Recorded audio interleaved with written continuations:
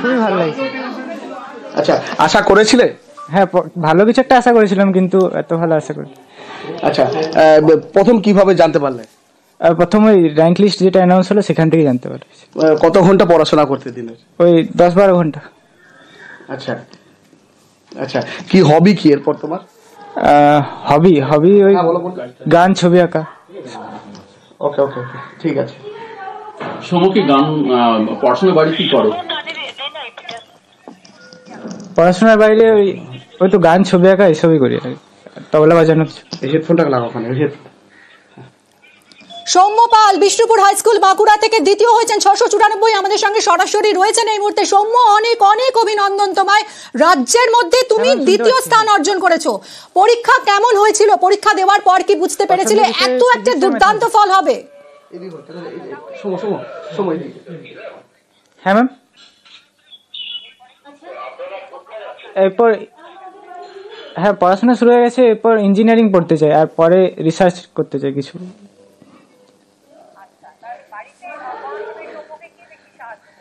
বাড়িতে সঙ্গে এই মুহূর্তে আমি সরাসরি যোগাযোগ করেছি সৌম্য পালের সঙ্গে। হ্যাঁ, স্কুলে আমাদের টিচাররা মানে খুবই হেল্পফুল ছিলেন, সবসময় আমাকে সাহায্য করেছেন প্রতি পদক্ষেপে।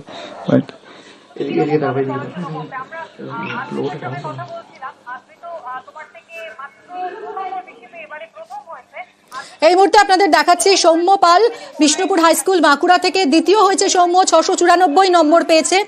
এবং সৌম্য প্রথম মানে কোন একটা শিডিউল মেনে ওইরকম ভাবে পড়াশোনা করতাম না, মানে যখন ভালো লাগতো আর যখন যতটা প্রয়োজন হতো মানে পড়তাম আর কি। ঠিক আছে,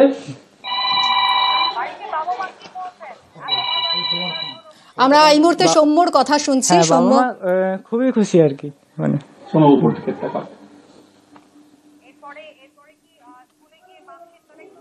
র্যাঙ্ক লিস্ট টিভি থেকেই জানতে পেরেছে এই দুর্দান্ত রেজাল্টের খবর।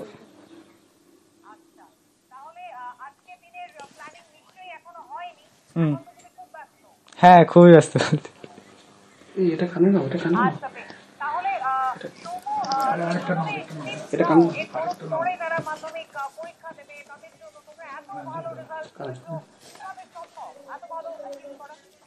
হ্যাঁ, মানে টিচাররা যেগুলো বলে গেছেন সেগুলোই করে যেতে হবে। আর আমি একটা সাজেস্ট করবো যে মানে যখন আমি 9-10-এ পড়ছি তখন 9-10-এ অনেক জিনিস 11-12-এ থাকে, সেগুলো মানে আগের থেকে কিছুটা দেখে রাখা, তাহলে ভালোভাবে বোঝা যায় আর কি, আরো বেশি মজা লাগে করতে।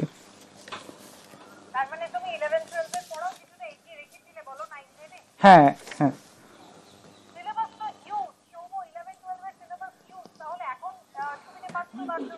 হ্যাঁ সুবিধা পাচ্ছি সত্যি।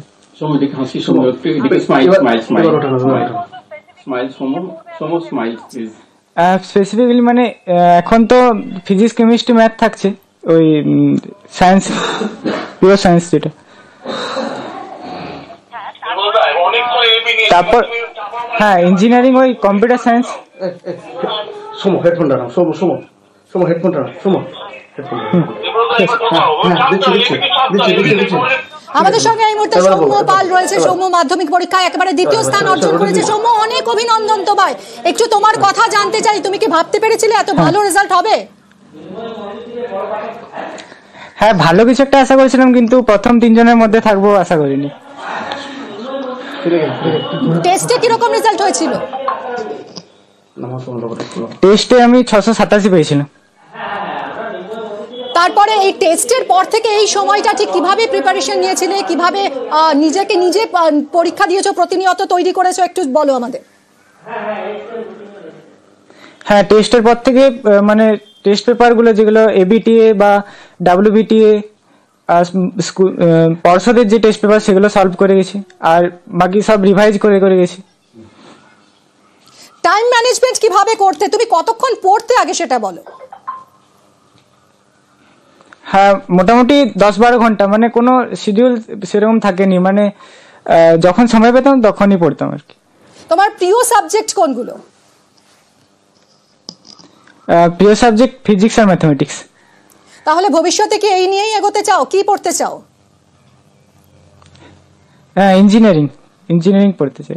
পড়া কি শুরু করে দিয়েছো অলরেডি? হ্যাঁ, শুরু করে দিয়েছি।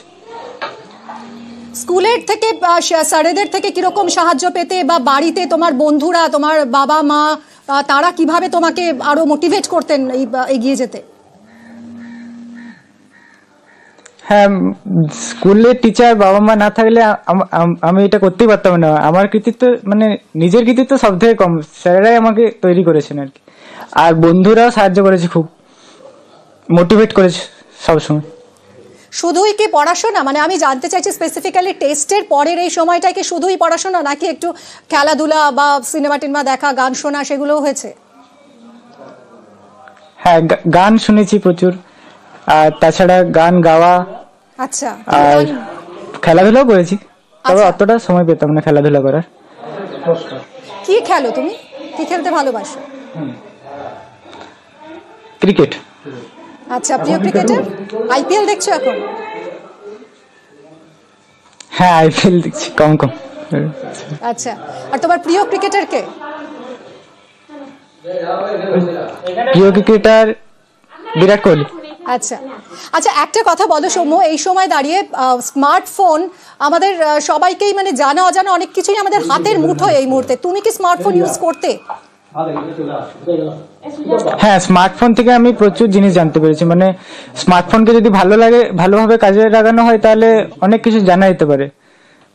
মানে উইকিপিডিয়ার বিভিন্ন তথ্য বা কোনো ইউটিউবের সাহায্যে বিভিন্ন টপিকস ভালো করে জানতে পারা, এগুলো মানে স্মার্টফোনের থেকে ভালো আর কিছুতে হয় না। মানে প্রিপারেশনের ক্ষেত্রে স্মার্টফোন অনেকটা ইউজ বা তোমায় সাহায্য করেছে। হ্যাঁ হ্যাঁ। এখন অনেক বাবা মায়েরাই বলেন যে পরীক্ষা আসছে সামনে, ফোনটা আগে কেড়ে দিই, ফোন হাতে থাকলেই নাকি ছেলে মেয়েদের মনোযোগটা নষ্ট হয়ে যাবে। তা তুমি কি এটাই বিশ্বাস করো? মানে তুমি এটা কন্ট্রোল করতে কিভাবে? মানে ফোনটাকে শুধু পড়াশোনার প্রয়োজনে ফোনটাকে কাজে লাগানো উচিত, অন্য কোনো ভাবে কাজে লাগালে মানে ভবিষ্যৎ তো ভালো হবে না। তোমার কতজন শিক্ষক আছেন? তোমার গৃহশিক্ষক আছেন? হ্যাঁ, প্রতিটি সাবজেক্টের জন্য একজন করে ছিলেন আর কি। বেশ।